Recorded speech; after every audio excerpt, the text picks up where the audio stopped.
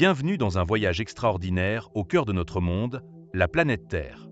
C'est une perle bleue flottant dans l'immensité de l'espace, un foyer unique et diversifié pour des millions d'espèces, dont l'humain. De somptueux paysages aux écosystèmes fragiles, de la biodiversité étonnante aux défis environnementaux, cette Terre est notre maison.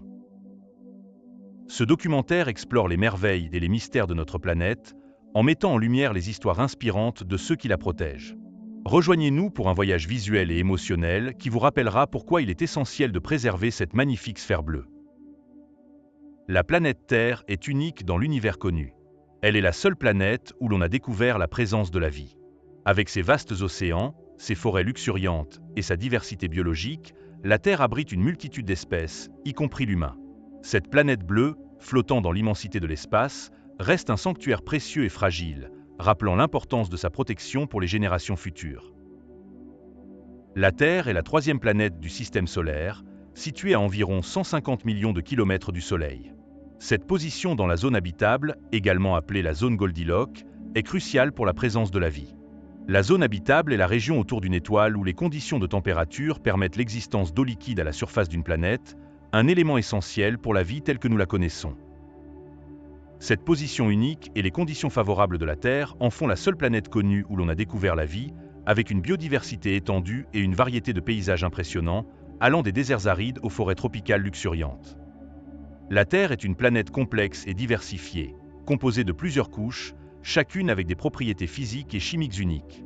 Voici les principales couches de la Terre. La croûte. La croûte est la couche la plus externe de la Terre, avec une épaisseur variable. La croûte continentale a une épaisseur moyenne d'environ 35 km, tandis que la croûte océanique est plus fine, avec une épaisseur moyenne d'environ 7 km. Elle est principalement composée de roches silicatées, notamment le granit, croûte continentale, et la basalte, croûte océanique. Le manteau. Le manteau se situe sous la croûte et a une épaisseur d'environ 2900 km, représentant la majeure partie du volume de la Terre. Il est principalement composé de minéraux silicatés, tels que l'olivine et la pyroxène. Le manteau peut être divisé en manteau supérieur et manteau inférieur, le manteau supérieur étant plus ductile et le manteau inférieur plus rigide. Le noyau externe. Le noyau externe a une épaisseur d'environ 2200 km et est la couche liquide de la Terre. Il est principalement composé de fer et de nickel, avec des traces d'autres éléments légers comme le soufre et l'oxygène. La nature liquide du noyau externe génère le champ magnétique de la Terre. Le noyau interne. Le noyau interne a un rayon d'environ 1220 km et est la couche la plus interne de la Terre. Il est principalement composé de fer et de nickel solide, restant solide en raison de la pression extrême, malgré des températures extrêmement élevées.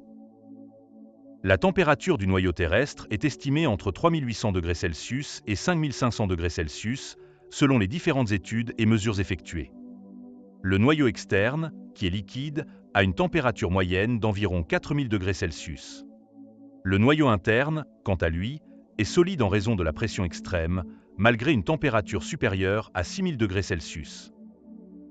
Ces températures élevées sont principalement dues à la désintégration radioactive de certains isotopes du manteau et du noyau, ainsi qu'à la chaleur résiduelle de la formation de la Terre il y a environ 4,5 milliards d'années. La chaleur interne de la Terre est transportée à la surface par convection, un processus dans lequel le fluide chaud monte et le fluide froid descend. L'interaction et les processus dynamiques entre ces couches, tels que la tectonique des plaques, la convection dans le manteau et l'activité thermique dans le noyau, contribuent à la formation du paysage terrestre. La surface de la Terre est un environnement complexe et diversifié, composé de plusieurs éléments qui contribuent à sa richesse et sa variété. Voici les principales caractéristiques et composants de la surface terrestre. Les océans.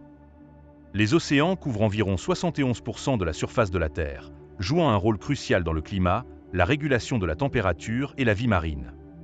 L'eau de mer est principalement composée d'eau avec des sels minéraux, notamment le chlorure de sodium, le sulfate de magnésium et d'autres ions. La terre ferme. La surface terrestre est variée, incluant des continents, des îles, des montagnes, des plaines, des déserts et des forêts. La croûte terrestre est principalement composée de roches silicatées. Roches igneuses, formées par le refroidissement et la solidification du magma, comme le granit et la basalte. Roches sédimentaires, formées par l'accumulation et la compaction de sédiments, comme le grès, la craie et le calcaire. Roches métamorphiques, formées par la transformation de roches existantes sous l'effet de la chaleur et de la pression, comme le marbre et le schiste. Les sols. Les sols sont formés de particules minérales, d'humus, matière organique décomposée, d'eau et d'air. Il existe divers types de sols, tels que les sols argileux, les sols limoneux et les sols sableux, chacun avec des propriétés et des utilisations spécifiques. La biosphère. Vie végétale. La Terre abrite une grande variété de végétation, allant des forêts tropicales aux prairies et aux déserts. Vie animale. Les écosystèmes terrestres soutiennent une biodiversité impressionnante, incluant des mammifères, des oiseaux, des reptiles, des amphibiens et des insectes. L'atmosphère terrestre est composée principalement de dioxygène 21%, d'azote 78%, d'argon 0,93% et de traces de dioxyde de carbone et d'autres gaz. L'atmosphère est divisée en plusieurs couches, dont la troposphère, la couche la plus proche de la surface, la stratosphère, la mesosphère, la thermosphère et l'exosphère. La surface de la Terre est un écosystème interconnecté, où l'interaction entre l'eau, les roches, les sols, la vie et l'atmosphère crée un environnement dynamique et vivant. La gravité est une force fondamentale qui joue un rôle crucial dans la vie sur Terre. Elle est responsable de la façon dont les objets sont attirés vers le centre de la planète et détermine de nombreux phénomènes naturels. Définition de la gravité. La gravité est une force d'attraction mutuelle qui existe entre tous les objets ayant une masse. Sur Terre, cette force attire les objets vers le centre de la planète.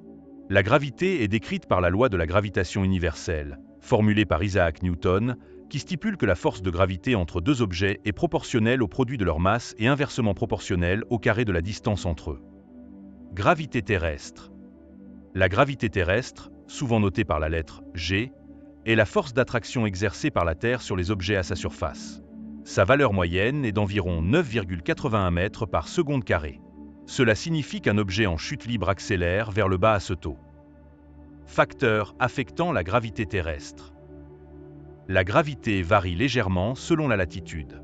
Elle est légèrement plus forte au pôle, environ 9,83 mètres par seconde carrée, et plus faible à l'équateur, environ 9,78 mètres par seconde carrée, en raison de la forme légèrement aplatie de la Terre. La gravité diminue avec l'altitude. Plus un objet est éloigné du centre de la Terre, moins il subit la force de gravité. Les variations de la densité du sous-sol peuvent également affecter la gravité locale. Par exemple, les gisements minéraux denses peuvent augmenter légèrement la gravité dans leur région. Rétention de l'atmosphère. La gravité maintient l'atmosphère autour de la Terre, permettant la respiration et la protection contre les rayons solaires nocifs. Elle influence tous les mouvements des objets, y compris la chute des objets, le déplacement des fluides et les marées océaniques. La gravité contribue à la forme et à la structure de la Terre, en maintenant les roches et les fluides à sa surface. La gravité a joué un rôle crucial dans l'évolution de la vie sur Terre, influençant la morphologie des organismes et leurs adaptations. Conclusion. La gravité est une force fondamentale qui façonne la Terre et la vie qui y existe. Sa compréhension est essentielle pour de nombreux domaines scientifiques, de la physique à la géologie, en passant par l'astronomie et la biologie. La couche d'ozone. La couche d'ozone est une région de la stratosphère terrestre qui joue un rôle crucial dans la protection de la vie sur Terre. Située à environ 15 à 35 km d'altitude, elle est composée principalement de molécules d'ozone. Composition et formation. L'ozone est une molécule formée de 3 atomes d'oxygène. Il se forme naturellement dans la stratosphère par la réaction entre l'oxygène et les rayons ultraviolets du Soleil. Cette réaction est appelée le cycle de Chapman. L'ozone peut également être détruit par les rayons UV, se décomposant de nouveau en oxygène et en atomes d'oxygène. Rôle de la couche d'ozone. La couche d'ozone absorbe une grande partie des rayons ultraviolets du Soleil, en particulier les rayons UVB, qui sont les plus nocifs pour la vie sur Terre. Cette protection est essentielle pour la santé des êtres humains, des animaux et des plantes, car les rayons UVB peuvent causer des cancers de la peau, des dommages oculaires et affaiblir le système immunitaire.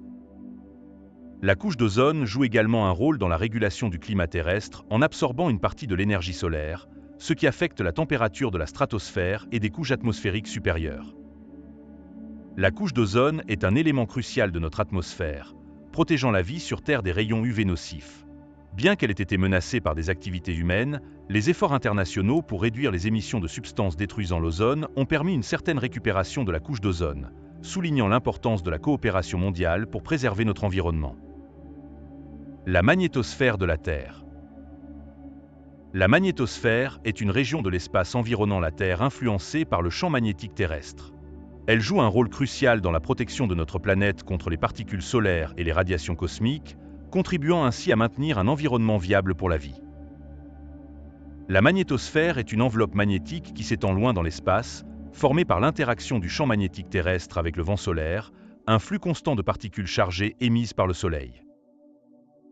Le bouclier magnétique. La magnétosphère agit comme un bouclier, déviant les particules chargées du vent solaire et les radiations cosmiques loin de la surface terrestre. La magnétosphère s'étend sur environ 60 000 km du côté du jour et peut s'étirer jusqu'à 650 000 km du côté de la nuit, formant une queue magnétique allongée. Les rayons de Van Allen. Au sein de la magnétosphère, on trouve les ceintures de Van Allen, des zones où les particules chargées sont piégées par le champ magnétique terrestre. Il y a deux principales ceintures. La ceinture interne, située à environ 1000 à 6000 km d'altitude, et la ceinture externe, située entre 13 000 et 60 000 km d'altitude. Champ magnétique terrestre. Le champ magnétique terrestre est généré par le mouvement de convection du noyau externe liquide de la Terre, principalement composé de fer et de nickel. Ce processus, connu sous le nom de dynamo géodynamique, crée un champ magnétique complexe qui s'étend loin dans l'espace. Interaction avec le vent solaire. Le vent solaire, composé principalement de protons et d'électrons, interagit avec le champ magnétique terrestre, formant un écaille ou une frontière appelée la magnétopause.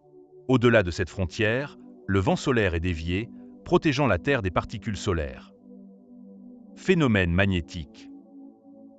Aurore polaire. Les particules solaires qui parviennent à pénétrer la magnétosphère peuvent être accélérées le long des lignes du champ magnétique et atteindre les pôles, où elles interagissent avec l'atmosphère supérieure, produisant des aurores polaires, aurores boréales et aurores australes.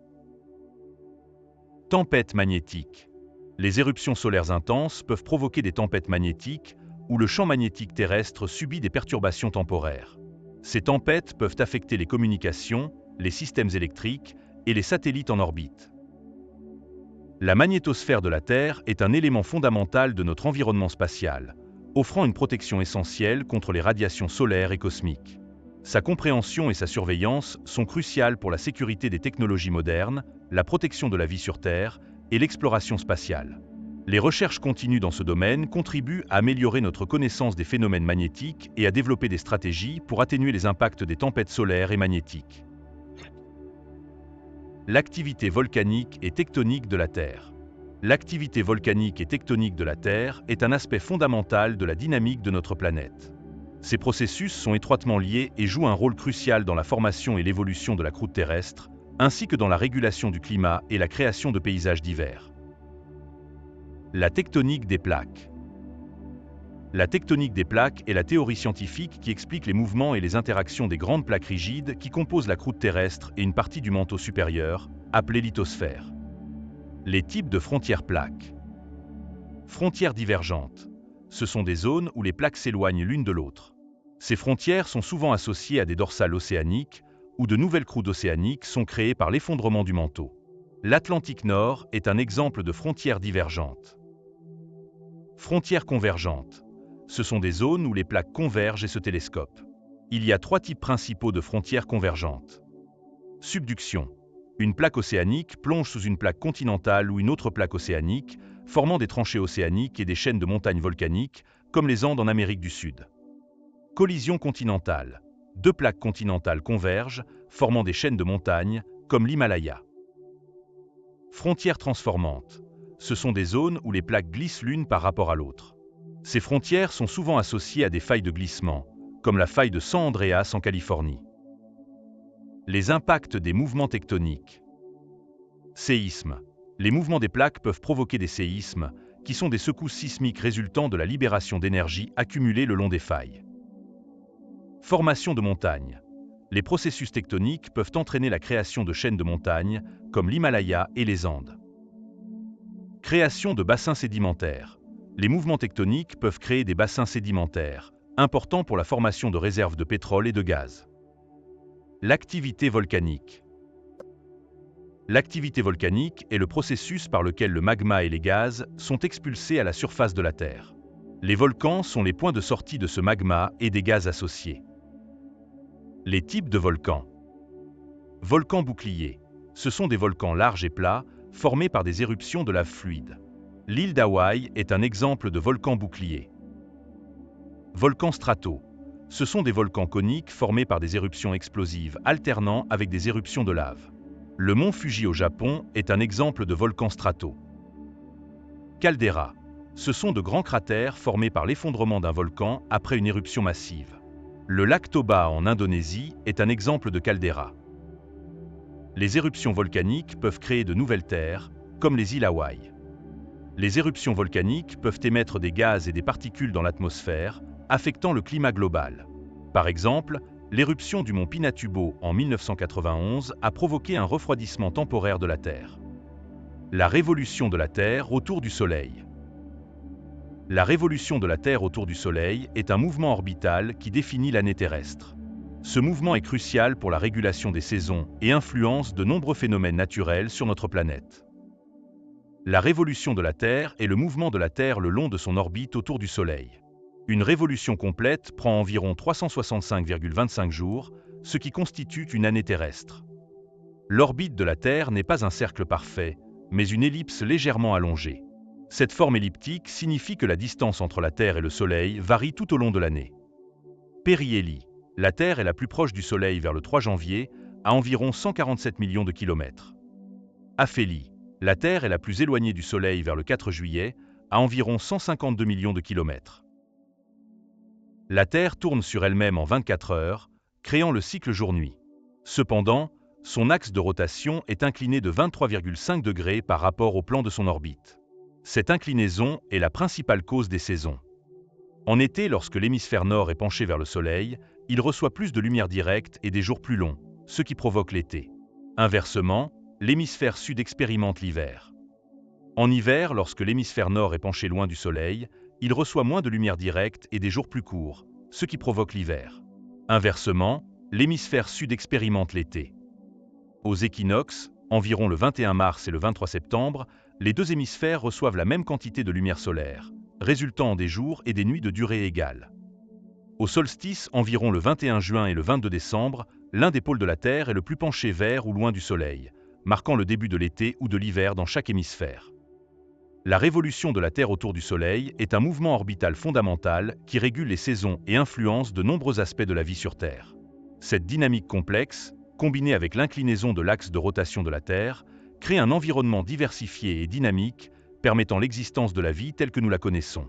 La compréhension de ces processus est essentielle pour la météorologie, l'agriculture et la planification environnementale. La Lune de la Terre. La Lune est le seul satellite naturel de la Terre et l'un des objets les plus reconnaissables dans le ciel nocturne. Elle joue un rôle crucial dans de nombreux aspects de la vie terrestre et a été un sujet de fascination pour les humains depuis des millénaires. La Lune a un diamètre de 3475 km, ce qui est environ un quart de celui de la Terre. La Lune est située à une distance moyenne de 384 400 km de la Terre. Cette distance varie légèrement en raison de l'orbite elliptique de la Lune.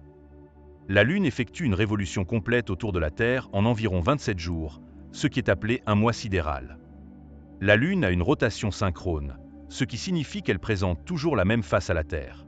Cela prend également environ 27 jours, ce qui explique pourquoi nous ne voyons jamais le verso de la Lune depuis la Terre. Détails sur la rotation synchrone.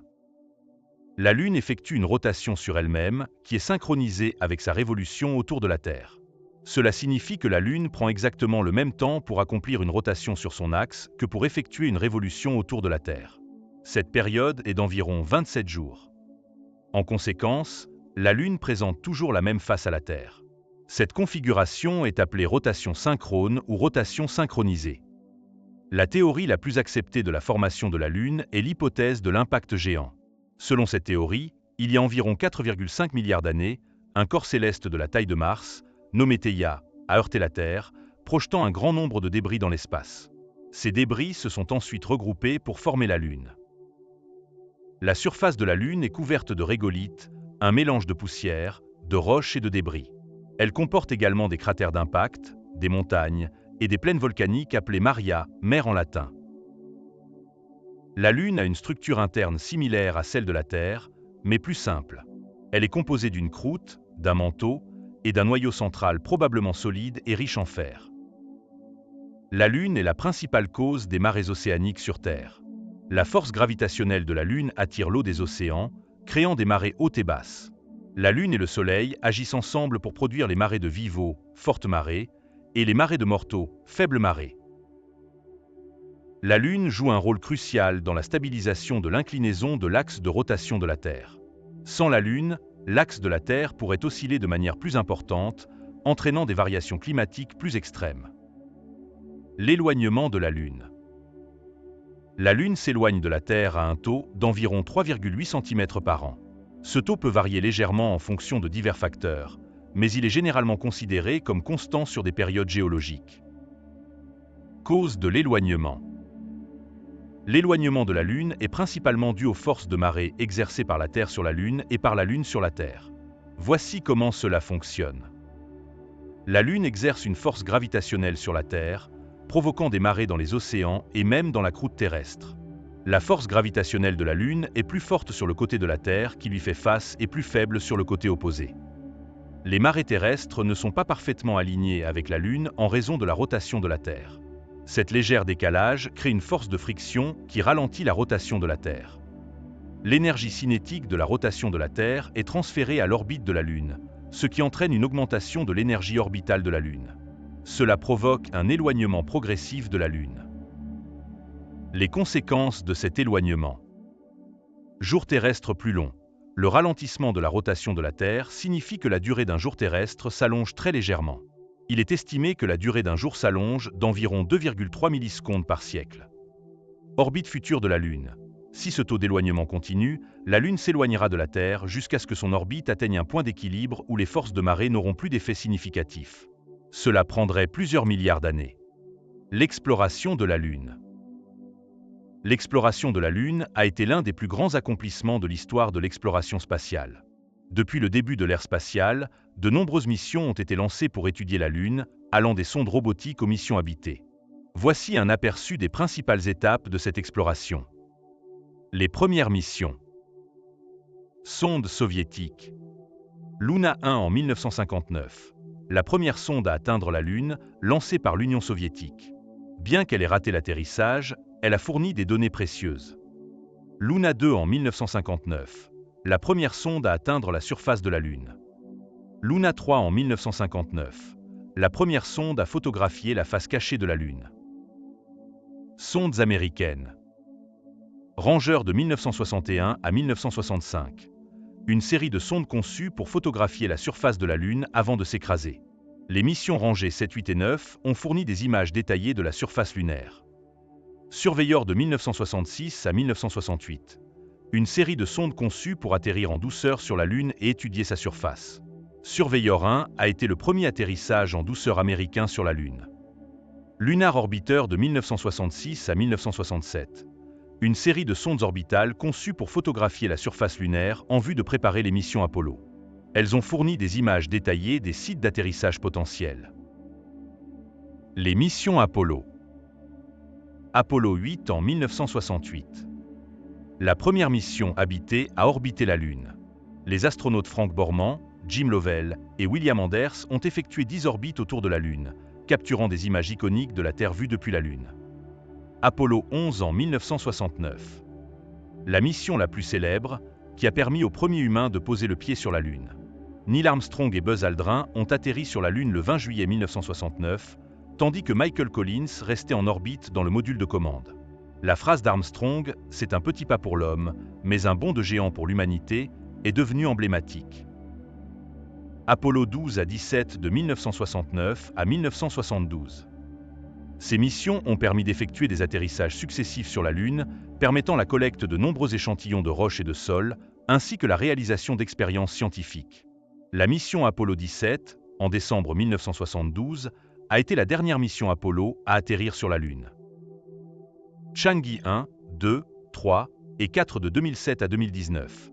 Une série de missions chinoises qui ont inclus des orbiteurs et des atterrisseurs. Chang'e 4, en particulier, a été la première mission à atterrir sur la face cachée de la Lune. Atterrisseurs et rovers. Lunar Crater Observation and Sensing Satellite en 2009 a été lancé conjointement avec LRO et a envoyé une sonde d'impact pour frapper la surface lunaire dans un cratère polaire, permettant de détecter la présence d'eau gelée. Chang'e 5 en 2020. La mission Chang'e 5 de la Chine a été la première mission depuis les années 1970 à ramener des échantillons de la Lune sur Terre. Elle a collecté des échantillons de la région du mont Srumker. Chang'e 6, prévue prochainement. Cette mission, également chinoise, est prévue pour ramener des échantillons de la face cachée de la Lune. Luna 25, prévue prochainement. La Russie prévoit de lancer la mission Luna 25, qui sera le premier atterrissage lunaire russe depuis 1976. Projet de base lunaire. Plusieurs pays et organisations, notamment les États-Unis, la Chine et l'Agence spatiale européenne ESA, ont des plans pour établir des bases lunaires permanentes. Ces bases serviraient de plateforme pour la recherche scientifique, l'exploitation de ressources et la préparation de missions vers Mars.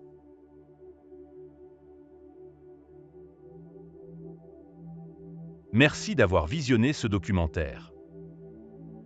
Si vous avez aimé ce voyage et son histoire, pensez à vous abonner pour ne pas manquer les futurs documentaires à paraître.